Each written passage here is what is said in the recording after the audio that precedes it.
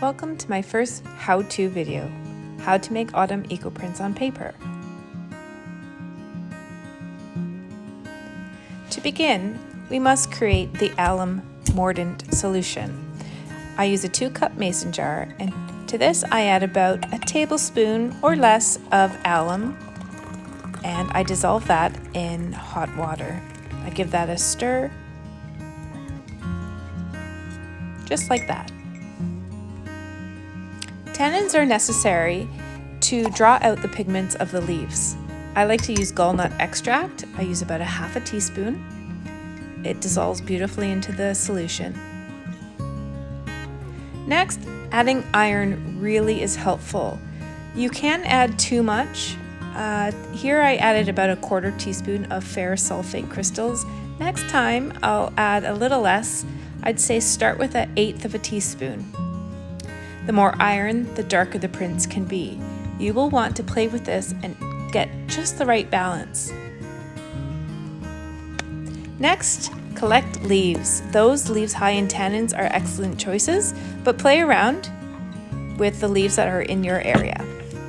Next, you'll need 2 high-quality porcelain tiles.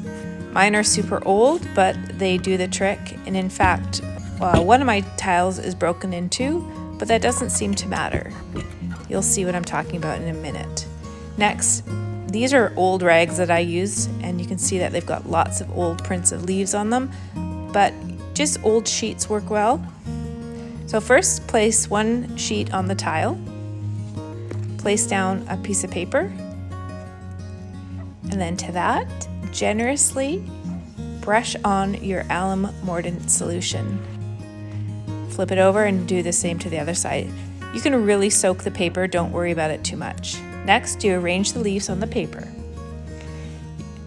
You'll find that the tops and the bottom of leaves make different quality prints. I prefer the underside, but play around and you'll soon discover what works best for you. Next, lay a sheet over the leaves and then brush more of the alum solution on top of the fabric. I like to soak it really well. Then repeat the process with another sheet of paper and more leaves. It creates a really cool effect when you layer leaves, almost a 3D effect. Essentially, you're building a lasagna of sorts. I typically do 4 to 5 layers of paper. Place the second tile on top, making sure to align it with the bottom tile. Here you can see my tile is broken. Doesn't seem to matter though. Just aligning the top and the bottom here. And then I like these clips. They do a good job at holding the 2 tiles together.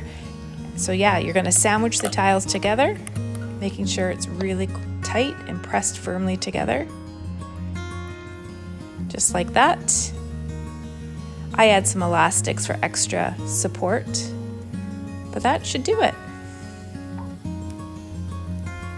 Here I'm using a fire to heat water in the large roasting pan.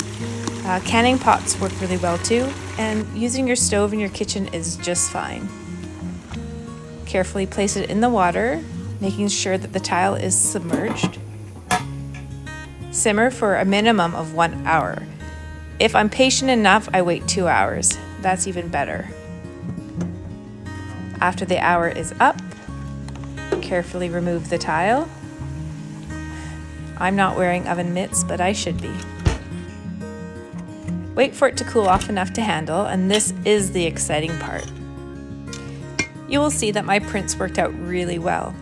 I think because I added quite a bit of iron, the prints are quite dark. On my next batch, I decreased the amount of iron, but still I'm extremely pleased with how vivid these prints are. In my area, alder leaves, walnut leaves, Japanese maple and purple plum are my favorite to use. Carefully peel off, lay flat to dry. You can even give them a little iron to flatten them out. I like to scan my images or use the paper as is for card making or scrapbooking. I hope you found this helpful, and if you have any questions, find me on social media and ask me anything you'd like.